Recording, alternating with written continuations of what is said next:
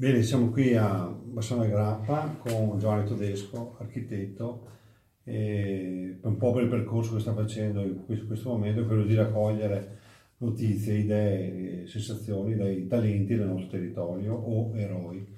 Questo è un po' il pensiero che siamo fatti in questo periodo e stiamo chiedendo appunto a queste persone che stanno combattendo anche un po' con le loro idee nel territorio di raccontarsi e soprattutto appunto, di far vedere quali sono le eventuali vie di fuga o soluzioni a eventuali problemi che ci sono nel territorio. Giovanni?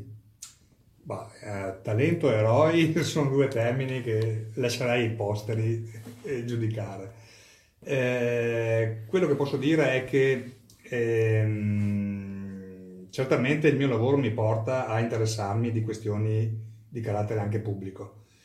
E noi ci siamo conosciuti per vicende abbastanza note al pubblico che riguardano principalmente la questione del sentiero di Pove di Campolongo e anche su questioni molto più ampie, in quanto io con il collega ingegner Alberto Baccega ci siamo spesso interessati di questioni infrastrutturali che riguardano l'intero territorio, almeno del Triveneto, insomma, ma anche con implicazioni molto più ampie.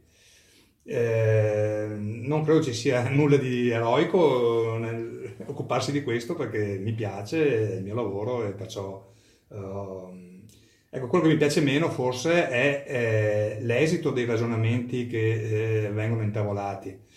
Perché purtroppo, come ormai penso tutti sappiano in Italia, l'aspetto delle infrastrutture è un aspetto che sembra quasi sotto un sortilegio di una strega cattiva. Cioè sembra impossibile, ma in Italia non si riesce mai a intavolare un discorso razionale e, come dire, pacifico per quanto riguarda le infrastrutture. Naturalmente gli esempi che abbiamo qui nel Veneto, qui vicino, parlano abbastanza chiaro. Abbiamo in grande un'autostrada che non serve a nulla e del tutto sovradimensionata sia in termini di portata sia in termini soprattutto di costi e che indebita noi, indebita i nostri figli e probabilmente anche i nostri nipoti per sempre. E la logica con cui è stata costruita è una logica del tutto irrazionale, del tutto, o meglio, del tutto irrazionale dal punto di vista trasportistico, territoriale, ambientale, urbanistico. C'è una ratio, ma che forse è meglio sì, non raccontare, ma si può intuire, insomma. È una ratio che porta al disastro, porta certamente felicità a qualcuno, o pseudo felicità, certamente può arricchire qualcuno. Qualcuno, tra l'altro, ci ha anche rimesso la fedina penale su vicende simili, insomma, anche qui nel Veneto. Certo è che sono errori gravissimi che pagheremo per i prossimi anni, insomma, noi e soprattutto i nostri figli. Ci sono dei collegamenti dal punto di vista di pensiero tra la Pedemontana e la ciclopista del Brenta. Sono sorelle in qualche modo, su qualche passaggio, su qualche pensiero? Sì, mutatis mutandis, certamente c'è un fil rouge che le unisce. Ehm, diciamo che metterei da parte l'aspetto criminale che forse in un caso c'è, nell'altro tendo a escludere che ci sia. Ehm, Unisce però una certa arroganza del potere. Allora, nel caso della Pedemontana è un'arroganza esplicita, nasce dall'ex governatore Galan, purtroppo è stata portata avanti dall'attuale governatore e io dico anche suo malgrado, perché io ricordo che Zaia era abbastanza tiepido i primi anni sulla questione pedemontana, mentre naturalmente il sistema Mantovani-Galan erano ben più, e Chisholm erano ben più entusiasti.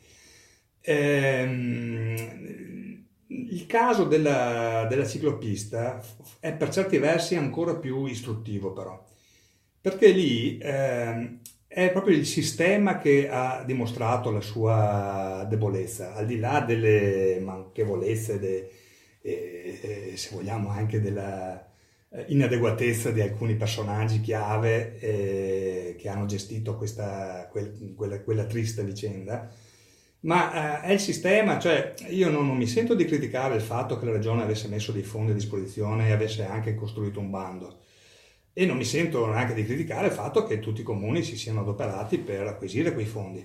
Quello che però critico è proprio questo sistema, cioè è il fondo che cerca i progetti o è il progetto che cerca i fondi? E qui siamo al tema che mi è molto caro perché io faccio il progettista di mestiere. Cioè, io trovo che elargire fondi in attesa di un chilo di progetto, qualunque esso sia il modo più sbagliato di affrontare i temi. Io credo che tutte le amministrazioni pubbliche, tutti gli enti, a prescindere che siano pubblici o privati, devono dotarsi di progettualità, e la progettualità cerca i fondi. Allora, questo è un sistema, secondo me, che può reggere. Il sistema opposto non regge, e ne abbiamo le dimostrazioni evidenti. Io vorrei adesso calcolare l'anno prossimo, adesso si appresta a arrivare la prima dell'estate, vedere che apporto turistico avrà la famosa ciclopista del Brenta. Cioè che incremento di turismo, di ciclisti, di turisti attratti da questa notevole opera ci sarà. Io sono convinto che non ce ne sarà uno, e forse ce n'è qualcuno in perdita, perché certamente chiunque abbia riaffrontato il sentiero membro di Com'era sa del disastro ambientale che questo ha comportato. E nessuno risponde però, cioè non c'è, perché io dico, qualcuno può avere un'idea diversa dalla mia e crederci. Io sono convinto che qualcuno ci credeva alla storia della pista ciclabile del Brenta, però credo anche che chi ci crede deve assumersene integralmente la responsabilità. E vorrei che ci fosse anche, come dire, un feedback di se questo investimento è stato fruttuoso o no. Io ribadisco, non solo non sarà fruttuoso in termini di spesa inutile, e anzi di spesa devastante, e anzi di spesa illegale, perché ribadisco l'idea che ho più volte espresso sul fatto che quel progetto non poteva neanche essere presentato, perché in piena violazione di norme urbanistiche stringenti e non derogabili. Appunto la questione educativa di questa vicenda è che nel caso di un'opera pubblica tutti gli enti preposti al controllo delle procedure si sono sciolti come neve al sole, cioè non si capisce cosa serve al genio civile, come ha fatto il genio civile a permettere e addirittura approvare l'esecuzione di un intervento del genere in alveo. Non si capisce i beni ambientali su quali i criteri si sia espressa favorevolmente, posto che c'è stato anche un problema procedurale tale per cui è stata bypassata la commissione specifica beni ambientali e un sindaco si è inventato di mandare direttamente ai beni ambientali la pratica, senza neanche la firma del funzionario dirigente, perciò proprio siamo al naif procedurale. Ma tutto questo non ha cambiato il destino del Brenta, cioè solo per il fatto che era un'opera pubblica, solo per il fatto che alcune forze politiche, per questioni tra l'altro banalissime, secondo me proprio per questioni, come dire, di dimostrazione di forza, non certo per convinzione, perché almeno sembra che alcuni politici regionali inizialmente avessero addirittura firmato contro giustamente l'esecuzione di questa pista, salvo poi fare un dietrofront e trovarsi a favore di questa pista. Per quali logiche? Evidentemente esclusivamente per logiche chiamiamole politiche, ma politiche con la P minuscola, cioè equilibri di potere non noti ai comuni mortali, per cui 2 milioni di euro di fondi pubblici andavano spesi a prescindere. Ci troviamo, nel caso di Pove, 2 chilometri di pista che parte dal nulla e arriva nel nulla, neanche funzionale all'uso della bicicletta, peraltro, perché bisogna usare una mountain bike esattamente come si doveva usarla prima, e perciò alla fine sono spesi soldi pubblici, si è devastato un ambiente bellissimo, si è intervenuti in un'area ecologicamente strategica che è l'area di transizione fra acqua e terra, nella quale tra l'altro non si capisce perché tutto venga demandato a ingegneri del genio civile. È l'area più delicata dal punto di vista ambientale, chiunque abbia studiato un minimo di ecologia lo sa, e non si capisce perché bisogna arginare, tombare i fiumi. Cioè qui siamo veramente a una gestione di tipo preistorico, insomma, dell'ambiente e dell'ingegneria ambientale, insomma. Ci sono facoltà che si occupano di questo, non si capisce perché questo know-how debba essere cancellato nei nostri enti. Giovanni, scusa, la ciliegina sulla torta, le 9.000 firme. Beh, questa è proprio, hai detto bene, la ciliegina sulla torta, perché in un'epoca nella quale si parla di trasformazioni sostenibili del territorio e di partecipazione alle decisioni, qui abbiamo un'esecuzione proprio opposta di questi due argomenti, che pure non mancano mai in campagna elettorale, a parte degli stessi attori che poi hanno agito in questo modo. Allora, abbiamo già detto che il progetto non era sostenibile dal punto di vista ambientale e perfino neanche economico, perché non ci sarà neanche un ritorno in termini di investimento. Ma la cosa veramente sorprendente è come una mobilitazione di 9.000 persone contro una pista ciclabile, ecco, io credevo fosse un caso unico al mondo, invece mi devo ricredermi. Ho scoperto che c'è stato un altro caso assolutamente analogo a questo, credo nella città di Amburgo, Sì. e dove sono state raccolte circa 13.000 firme, cioè Amburgo, che pure è una città un po' più grande di Bassano, ha raccolto contro un progetto di pista ciclabile lungo il fiume, cos'è, Elba, no? Cos'è? Non so, Reno, boh. Non so che fiume sia, insomma, perché attraversava un'area di picnic molto cara ai cittadini, e hanno raccolto le firme. Qual è stato l'esito della faccenda? L'amministrazione di Amburgo cosa ha fatto? Ha indetto un referendum.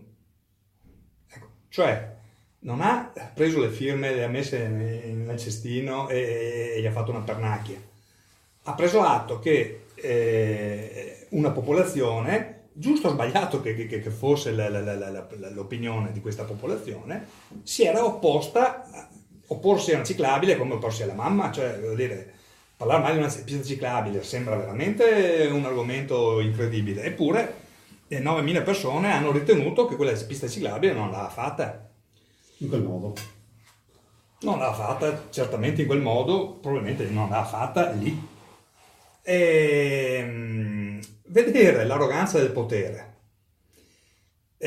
totalmente priva di argomenti, perché, ripeto, se qualcuno ha come dire, una convinzione, io non sto dicendo che lui ha torto e io ho ragione, o 9.000 persone hanno ragione, 9.000 fruitori di quell'area hanno ragione. Sto dicendo semplicemente che le idee devono confrontarsi. Non mi sembra che questo confronto sia avvenuto, cioè io ho visto soltanto, ho sentito soltanto argomenti del tipo o così o pomè, o così o si perdono i finanziamenti. E ecco, l'argomento perdere i finanziamenti, questo è fantastico, perché sembra che non eseguire una porcheria, cioè una baggianata, sia aver perso un finanziamento. Io dico, chiamo il mio sindaco del comune vicino che so che ha una ciclabile che non riesce a finire e dico, caro sindaco, questi 2 milioni prendili tu, finisci la tua che ha senso. Io non ho idee, io queste idee qua ho 9.000 persone che mi remano contro, il progetto non sta in piedi, il progetto è anche sbagliato, il progetto è anche fuori legge, me lo dicono tutti, o molti, vabbè, i miei funzionari non me lo dicono, ma ecco, altro tema, il funzionariato. Primo, che capacità, che autonomia ha un funzionario? Adesso dico una malignità, ma è chiaro che un RUP, cioè un responsabile di un procedimento, dall'eseguire un'opera pubblica da 2 milioni, incassa una bella cifretta, in quanto responsabile del procedimento. Che grado di autonomia di giudizio può avere un funzionario che da un lato spinge perché l'opera venga fatta, perché se viene fatta lui si incassa bellamente, si raddoppia lo stipendio di un anno occupandosene sì e no, insomma, più o meno in maniera competente. O non farla, che vuol dire rinunciare a raddoppiarsi lo stipendio di un anno. Questo è un tema che qualcuno deve affrontare a proposito di progetti in house, a proposito di responsabilizzazione dei dirigenti, a proposito del fatto che i funzionari devono saper progettare. Io lavoro spesso in Alto Adige e vedo i funzionari che lavorano, cosa fanno e che progetto cosa fanno. Questo è un altro mondo, è un altro mondo. Allora è chiaro che se io mi devo confrontare con il RUP e dirgli guarda RUP che lì siamo fuori norma, il RUP ha tutto l'interesse di dirmi no, siamo in norma. Perché? Perché da un lato se siamo fuori norma lui non becca un cent e dall'altro se si fa la villetta o comunque si fa una bella vacanza al Mar del Sud. Cioè è un sistema che non regge in questo modo, non regge. Perché la logica viene persa, perché ci sono le RUP che deve guadagnarsi legittimamente, intendiamoci, non sto dicendo che li ruba, ma guadagnarsi il suo gettone. L'assessore che vuole farsi bello del fatto che è potente, che ha gli agganci regione e si becca i finanziamenti. Quell'altro che vuole fare lo sgarbo ai 5 Stelle che si oppongono alle cose. Cioè, tutta questa spazzatura di logiche indicibili, voglio dire, prevale sulla logica, cioè sul dibattito serve, non serve. Può essere fatta, non può essere fatta, è utile o non è utile, costa troppo o non costa troppo, quali sono le alternative, cioè tutto questo sparisce. Naturalmente non parliamo del problema dell'introdurre i progetti in una visione di sistema, cioè che senso ha parlare di ciclabile del Brenta, soprattutto nel canale di Brenta Veneto, perché il canale di Brenta Trentino, o meglio la Valsugana, è tutt'altra orografia, tutt'altra storia, tutt'altra urbanistica, perciò sono due mondi diversi. Tanto è vero che lì, tra l'altro, il ciclabile c'è già e funziona benissimo, ed è anche intelligente e non è mai stata costruita in alveo. Mentre il canale Vicentino, Veneto, diciamo, è una morfologia completamente diversa. Molto più delicata e molto più difficile perché molto più stretta, molto più incasinata, molto più complicata anche urbanisticamente perché gli spazi sono quelli e introdurre una nuova infrastruttura che anche, chiamiamola anche ciclabile, è introdurre entropia in un sistema già caotico e ingovernato da anni. Allora, e qui si aprirebbe un'altra parentesi sull'urbanistica, cioè hanno funzionato le nostre leggi urbanistiche? Perché io devo rimpiangere ancora una legge urbanistica del 1942? Perché tutto quello che è venuto dopo ha peggiorato di gran lunga, voglio dire, la capacità di governo del territorio, ma chiudiamo questa parentesi.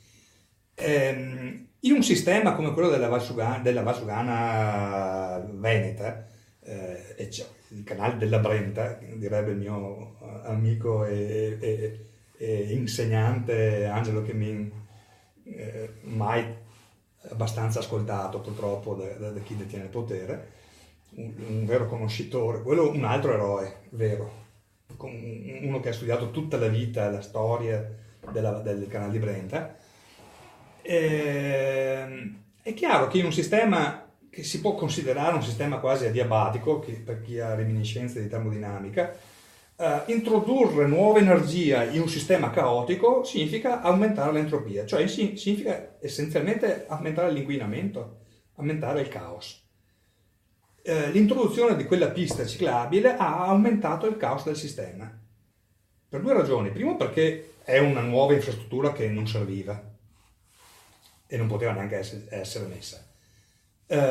Due, perché se tu, noi siamo nelle condizioni tali per cui, a causa degli errori dei nostri padri, adesso non possiamo più muoverci così, con lo spontaneismo o col modello veneto. Dobbiamo programmare, dobbiamo pianificare e lo dobbiamo fare in maniera anche molto costosa, tra l'altro, perché dobbiamo correggere gli errori del passato. E questa è l'eredità che ci hanno lasciato i nostri padri.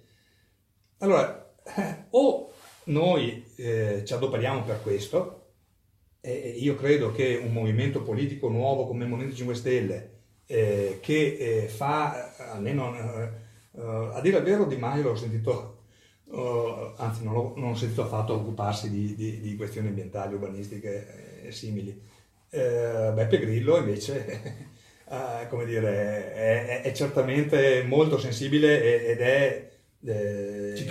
ci crede e raramente dice cazzate, tra l'altro, in questi temi, e cioè è molto ben consigliato.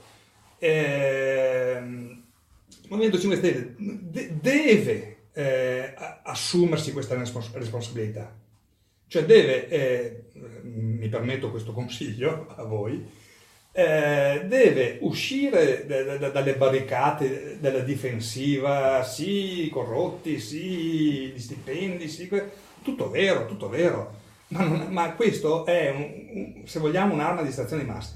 La vera responsabilità è pianificare il futuro, per quanto possibile, naturalmente. E pianificare il futuro vuol dire occuparsi di mobilità sostenibile.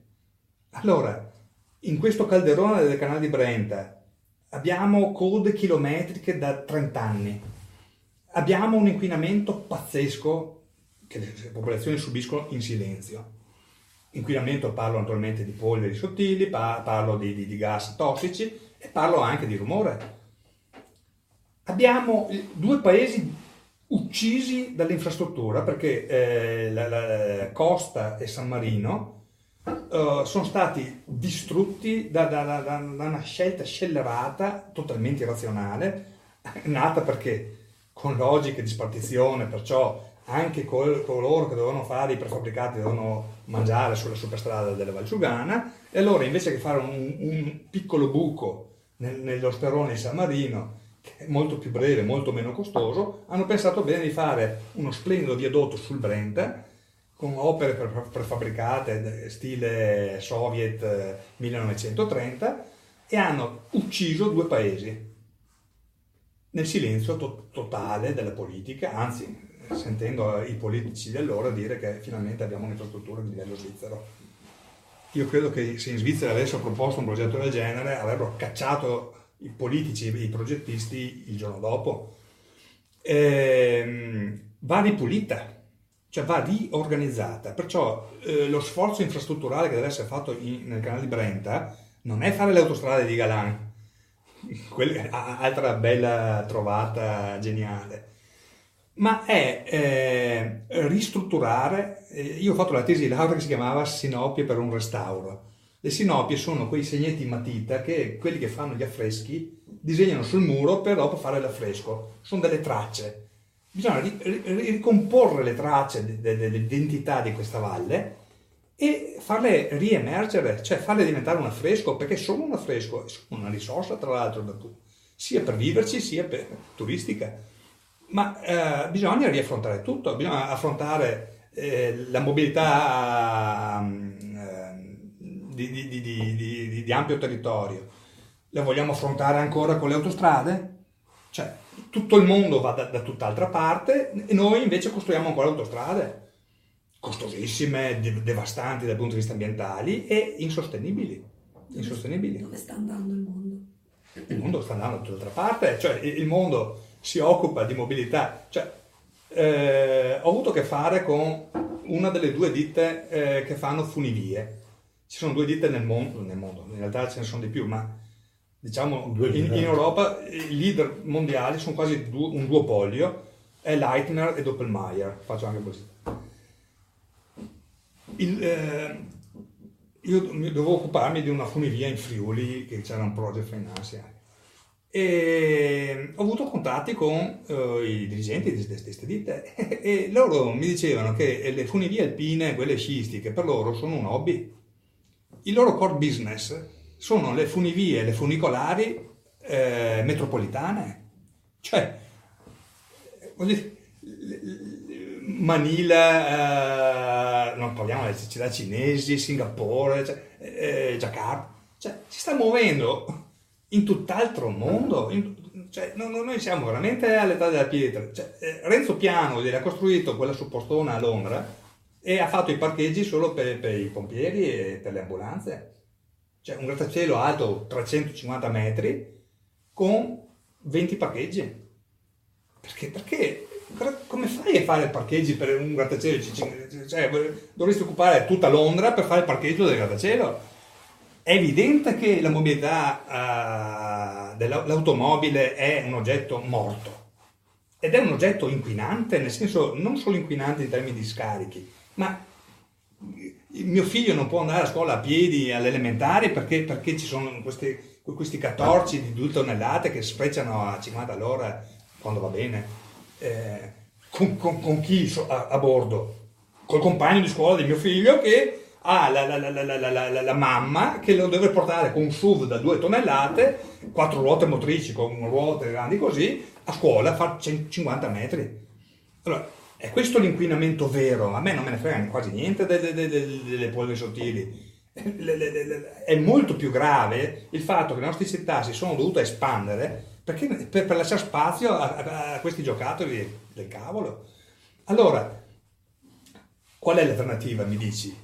È un'alternativa che c'è già, è stata inventata nel 1800, anzi nel 1700 è inventata, ma è dal 1815 in esercizio.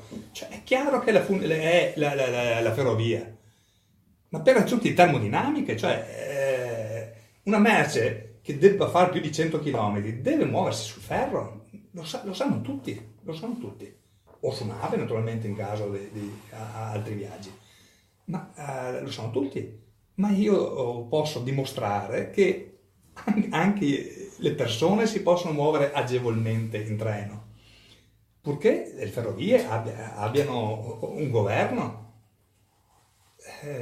Parlare delle ferrovie in Italia è come sparare sulla Croce Rossa, perciò stendiamo un pietoso velo, insomma. Però il know-how c'è, e la possibilità di farle c'è, e la possibilità di rilanciare anche zone depresse attraverso queste operazioni c'è.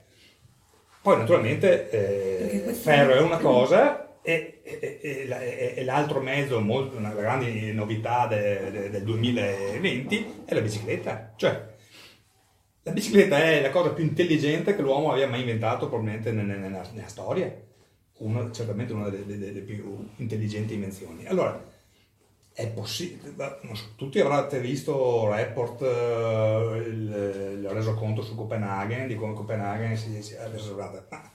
Cioè, Copenaghen avrà 300 giorni di pioggia all'anno e tutto si muove in bicicletta. La bicicletta è, a maggior ragione oggi, il futuro. Perché dico a maggior ragione oggi? Perché la bicicletta ha il difetto di essere elitaria, perché è evidente che se io ho 2 tonnellate, 2 quintali, ho la panza così, ho 90 anni,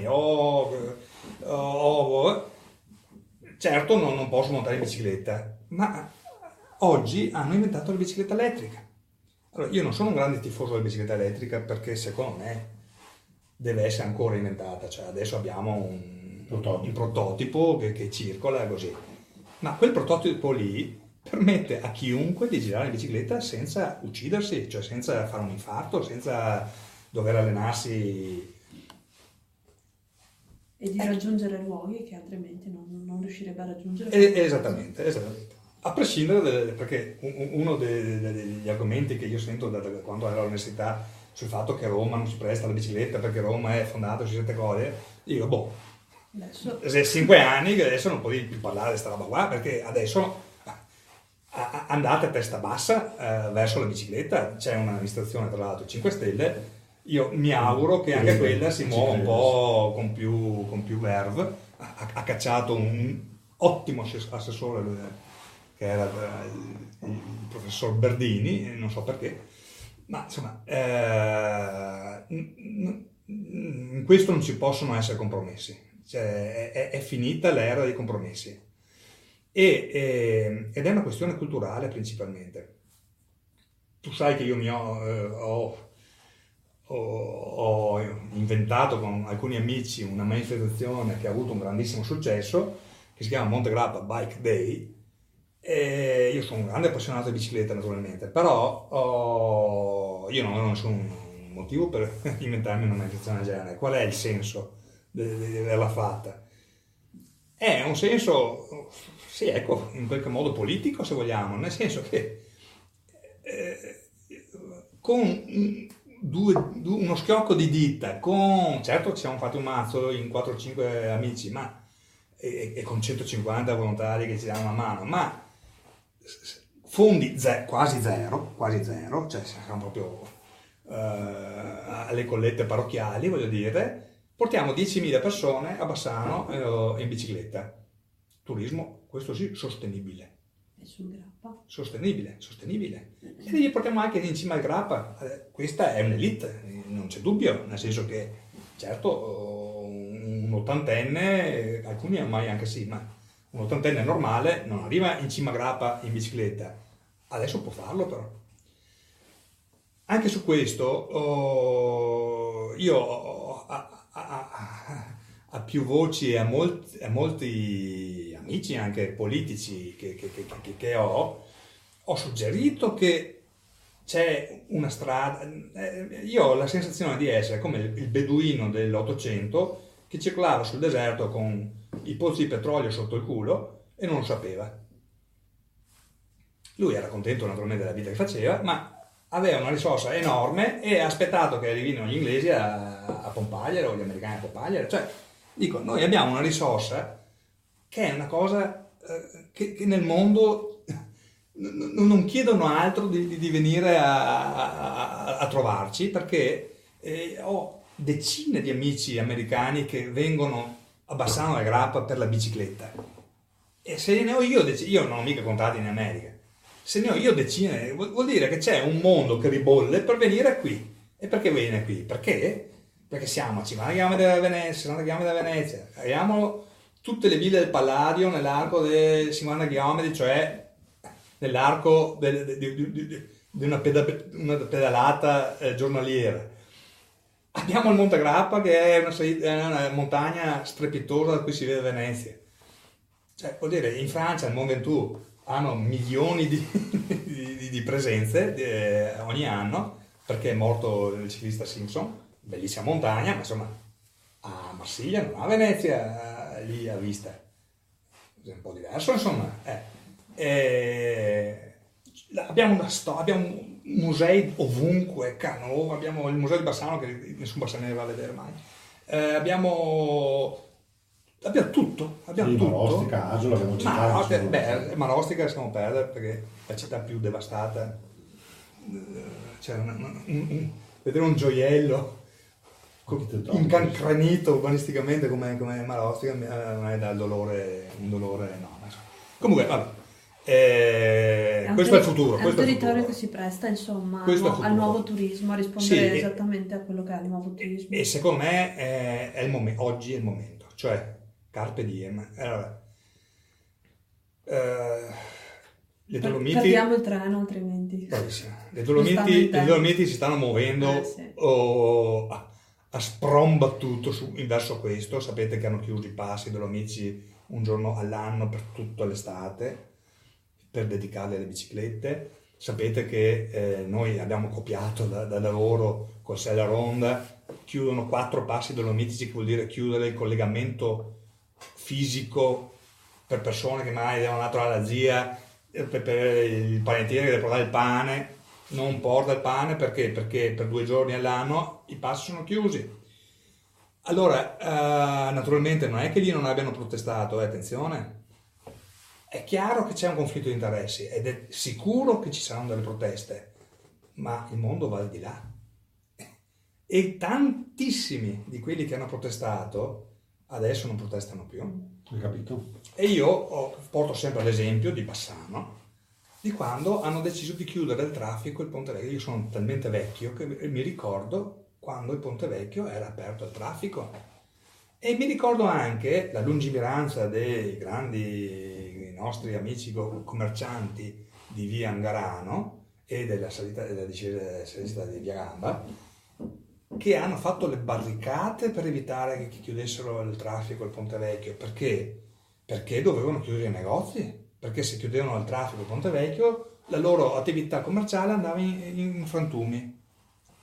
Il mio amico Luigi Ferraro, che ha una botteghetta di miele meravigliosa in via Angarano, mi ha sempre detto: io ho fatto 13 a Totocalcio da quando hanno chiuso il Ponte Vecchio, e Garà decuplica il fatturato. Come dire che è normale che una persona sia diffidente verso ogni cambiamento, e perciò va ascoltata e va anche assecondata dentro certi limiti, ma dobbiamo imparare però dagli esempi virtuosi. Ma voglio dire, io ricordo anche che i servi della gleba dello zar di Russia si opponevano alla rivoluzione bolscevica, quando i bolscevichi volevano distribuire le terre, e loro gli sparavano contro perché avevano il terrore di perdere, ed erano servi della gleba, cioè erano ridotti in miseria, gli ultimi del mondo, diciamo, e combattevano perché avevano paura di perdere l'unghia che avevano. Allora, noi dobbiamo superare, chiaramente, cioè chi ha responsabilità politiche non può, certo deve preoccuparsi della sensibilità di ognuno, ma non può non capire che sta facendo il bene di qualcuno, anche se quel qualcuno non è convinto che non sia così. Capisco che è una questione delicata, ma è così. È così. È una questione di divisione. Quindi. Cioè, se fosse per i commercianti di Bassano, il Ponte Vecchio sarebbe ancora aperto al traffico. E non credo che nessuno ne avrebbe avuto da guadagnare. E questa è la questione. Allora, se qualcuno che se ne occupa e chi vuole assumersi responsabilità politiche capisce questo, per conto mio fa un buon lavoro. Se uno invece ha in mente di accaparrarsi il finanziamento, di avere l'amico così, io alzo le mani e dico questa è la politica che ci ha portato dove siamo, insomma. Su che cosa si può far leva per cambiare questo tipo di visione a brevissimo termine, con le tasche piene, paradossalmente rispetto a quella che è la visione a medio-lungo termine? Su che cosa si può far leva affinché le persone, i cittadini stessi possano cambiare anche culturalmente, perché dicevi tu è un cambiamento culturale innanzitutto. Io farei leva sulle iniziative, perché noi siamo... Alla luce del fatto che c'è comunque la distruzione intorno a noi, perché comunque il nostro territorio in primis, direi tutto il Veneto. Ma la cosa che mi dà fiducia è che 9.000 persone si sono prese la briga di firmare contro una pista ciclabile. La cosa che mi dà fiducia è che c'è gente come Angelo Chemin che senza essere pagato da nessuno studia i manoscritti che sono nel monastero di Santa Croce di Campese, monastero cluniacense, cioè come dire la miniera del sapere occidentale. Ecco. A Campese nessuno lo sa, ma avevamo l'abate Ponzio che veniva da Cluny, e Cluny è stato nel Medioevo quello che, non so, Wikipedia, cioè non so, internet meglio, cioè il sapere dell'Occidente era a Cluny, perché era dove c'erano i benedetti che scrivevano i cose, perciò sono quelli che hanno salvato tutto lo scibile umano, tutti i filosofi greci, cioè, la nostra identità nasce da Cluny. E da Cluny, l'abate di Cluny è venuto a Campese a fondare un monastero. Nessuno lo sa. E il monastero sembra che sia giace lì, con un campetto a calcio attaccato, con le reti alte. Se lo avessero, non dico negli Stati Uniti, perché ma se lo avessero in qualunque altro paese sarebbe un centro di attenzione turistico mondiale, una cosa del genere.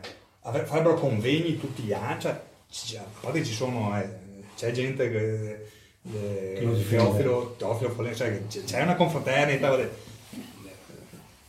È questa gente qui, cioè Quindi la partecipazione... l'Italia è l'Italia, perché c'è certa gente qua. Quindi la partecipazione e dare spazio a queste persone. La partecipazione, ma certamente le scuole hanno una funzione fondamentale, ma io dico anche che se la questione delle ciclabili di Pove avesse avuto un esito diverso, quello sarebbe stato, al di là del merito della questioncina in sé, cioè di salvaguardare, avrebbe segnato veramente un passo, nel senso che gli stessi politici che hanno gestito questa faccenda qua sarebbero cresciuti magari avevano sbagliato all'inizio, ma si sarebbero ricreduti, e non c'è niente di meglio di una persona che ha responsabilità di decisione e che sa ricredersi.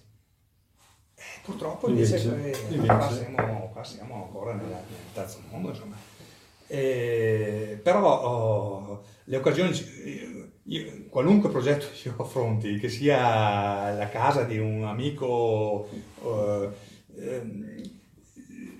se la affronti con la mentalità giusta, stai già facendo politica. È il motivo per cui a me non appassiona la politica, perché io la faccio già. Però vuol dire, se mi trovo che un progetto di penalizzazione del centro studi di Bassano viene accantonato perché è troppo costoso, e costava pedonalizzare una fetta, dico un quarto di Bassano, che voleva dire avere il centro studi senza auto, unito al centro sportivo del campo d'atletica, unito alla parrocchia di Santa Croce, unito al cimitero di Santa Croce, unito all'ospedale e ai palasport, tutto in area coperta, cioè senza auto, era un progetto troppo costoso per l'amministrazione di Bassano, e gli stessi identici, per caso, ma gli stessi identici fondi li stanno spendendo per il progetto del museo dell'automobile, che è un museo privato, che non si capisce perché una città come Bassano debba spendersi per fare un museo dell'automobile privato che c'è già, ha già la sua sede, e per il museo, io lo chiamo dei peluche, dell'amico Renato Luca, cacciatore di caccia grossa, che essendo benestante, si era comprato apposta Villa Caerizza, perché ha lunghe barchesse, e si è costruito lui il suo museo dei peluche, cioè degli animali impagliati, che è un bellissimo museo, bellissimo, naturalmente. Io ho dei dubbi, io sono figlio di cacciatore, ma insomma ho seri dubbi che sia moralmente sano andare a caccia grossa o caccia qualsiasi oggi, ma rispetto naturalmente chi la pensa diversamente da me, ma gli animali sono morti, si impagliare benissimo, tra l'altro, con costi enormi delle lavorazioni. C'è già, io dico, se c'era qualche irregolarità, impongo a Renato Luca l'apertura al pubblico 2 giorni a settimana delle sue barchesse, lui sarebbe felice, sono sicuro che, non ne ho mai parlato, ma sono sicuro che sarebbe felice, perché oltretutto anche il suo ego certo ne guadagna. Avremo il museo gratis degli animali impagliati, faremo anche pubblicità del museo dell'automobile a Roma, a Semonzo, al Borso, dei Bonfanti, ma i soldi della caserma Cimberle magari li mettiamo per pedonizzare e per mettere in sicurezza soprattutto gli studenti del centro studi, che adesso rischiano l'osso del collo ogni mattina. Ecco. No. Allora, il risultato qual è? Che gli stessi soldi li spendono sul museo, e non si sa se lo finiranno mai, vedremo. Al centro studi hanno fatto un intervento che è costato comunque una milionata, che ha peggiorato di gran lunga sia il problema della sicurezza degli studenti, non parliamo della viabilità che si è intasata tutte le mattine, che bisogna mandare 8 vigili urbani perché se no va in tilt tutto. Allora, dico, se questi sono i risultati, io dico, fa meno anche spendere che il milione là, diciamo che non cose soldi, punto. Ma se si vuole governare il territorio, è chiaro che bisogna fare investimenti, lo diceva anche il collega danese, sul report, non è che i danesi erano innamorati della bicicletta di suo. Hanno fatto politiche a favore della bicicletta, disincentivazione dell'automobile e incentivazione della bicicletta, vuol dire fare infrastrutture, vuol dire anche scontentare molti. Non scendere a compromessi. Certo, perché il compromesso a me va benissimo, ma non è che io faccio un compromesso se una trave sta su o non sta su, cioè o sta su o non sta su. E allora, gli equilibri urbanistici o reggono o non reggono, non è che si fa i compromessi. Bisogna anche avere forza, però bisogna anche chiaramente studiarci molto e a un certo punto però bisogna avere anche la forza di fare.